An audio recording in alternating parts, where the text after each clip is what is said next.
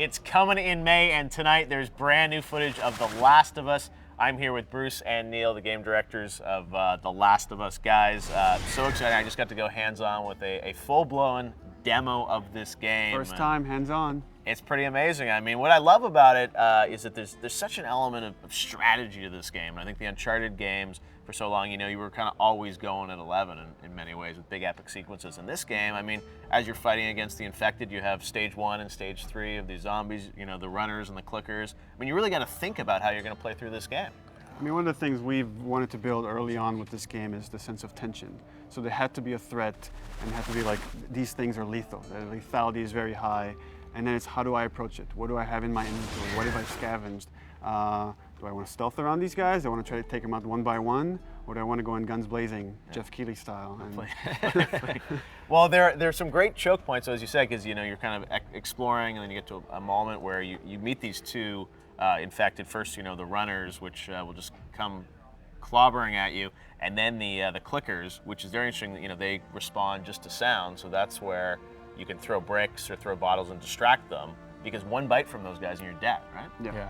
So the runners work in packs. They're really fast. They can still see, right? So you have to be really careful of whether or not you're in their line of sight.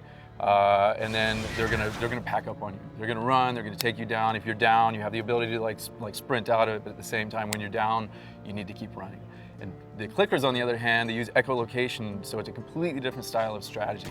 You can get really close to them, shine a flashlight in their eyes, get near them. You can use distractions. They're super sensitive, but you get near them, you're gone. Yeah, they're a little slower, but way more lethal than the runners. And you get your zombie radar. You can hold down R2 and you listen, and you can sort of sense where they are in the environment, right? To plot your attack. That's Joel's ability to hear. He's listening. He's focusing in on what's going on in the environment. So you want to call out the different infected in the area, so you can focus in and say, okay, there's a guy through that wall, there's a guy over here, and you can strategize. It was a way for us to visualize sounds. So you go into this focus mode, and if they're making a sound, you can kind of see them through the environment.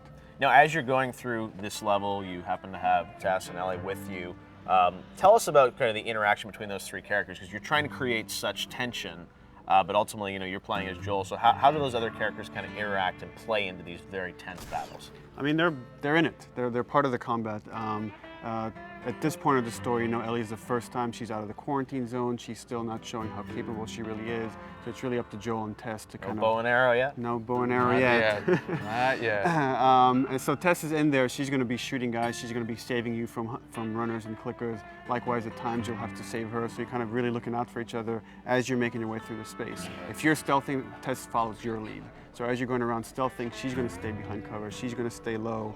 If you pull out your gun and start shooting at them and you're noticed, now she's going to pull out her gun and start helping you out.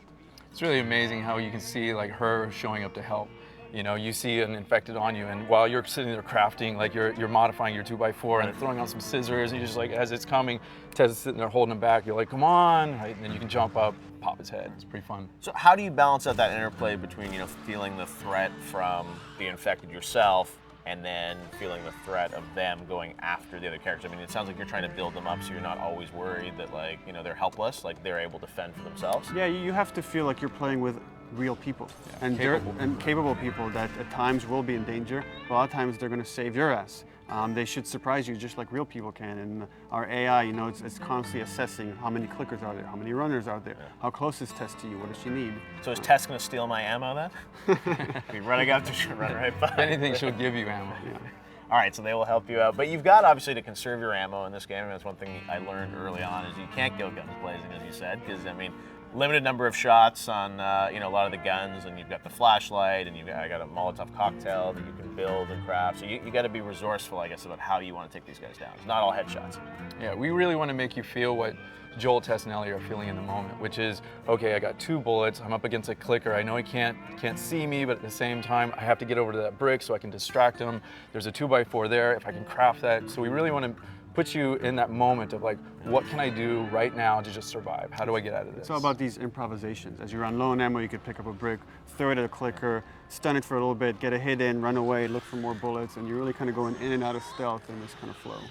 So tell me about that core loop, because certainly there's some exploration and there's little, I guess I'd call them skirmishes against the infected. Is that the kind of core gameplay loop? Like you're going to explore a little bit, then go into skirmish, explore more, or how do you blend it? Just like any Naughty Dog game, we constantly switch it up. Okay. So you've seen just a sample of it here with the clickers, right? When we saw it at E3, you saw the hunters, and there's a lot more to show as far as like gameplay variety as you're going on this long journey. We want to reward you also for not only just like enjoying beautiful worlds that our team goes out of the way to create, but also like find something, whether it's backstory, notes, revelations and character moments between Tess and Joel, or Joel and Ellie. Right. And then you're going to find these little bits of information, but at the same time, we want to reward you for scavenging the environment, crafting, and that's going to allow you different strategy heading into the next combat space. You guys have done a really good job over the years, especially in the Uncharted games, of blending, storytelling in the game with cinematics and epic moments like that.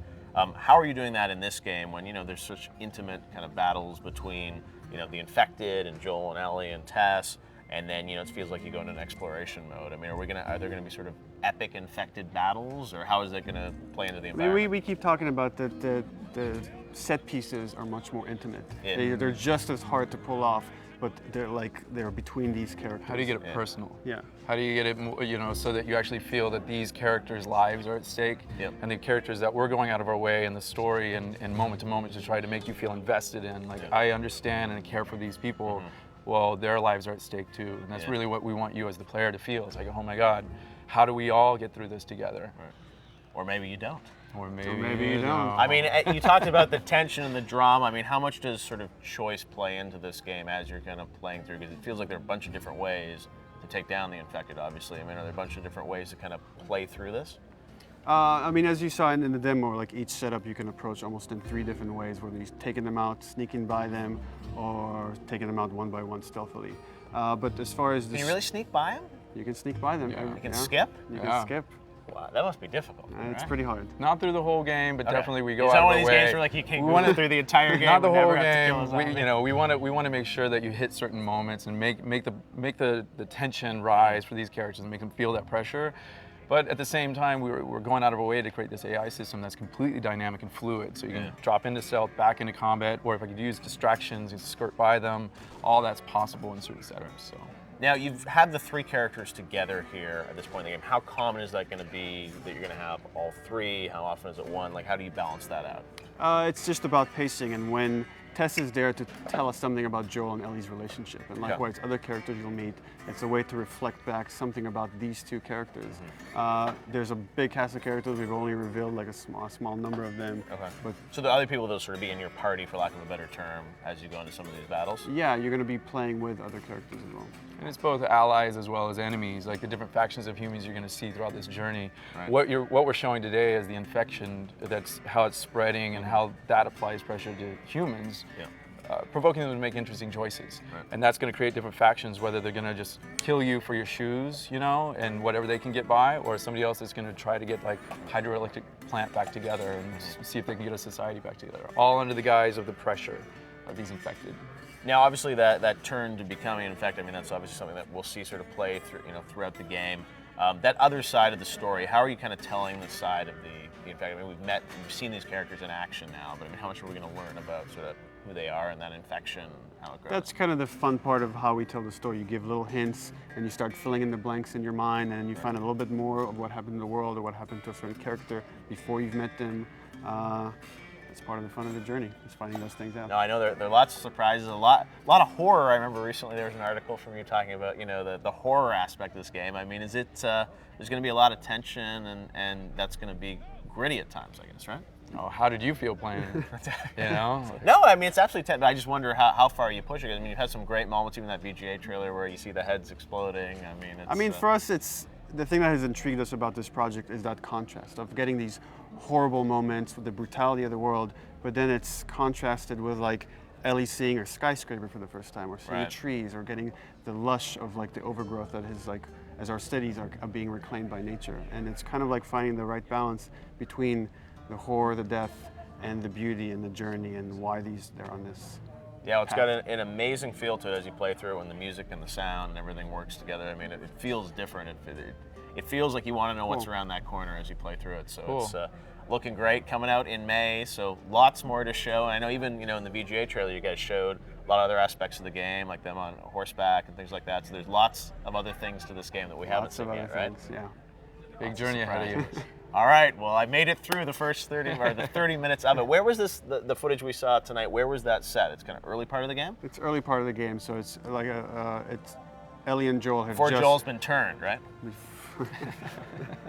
Just kidding. All right, The Last of Us coming out in May. We'll check it out. Joel, behind you!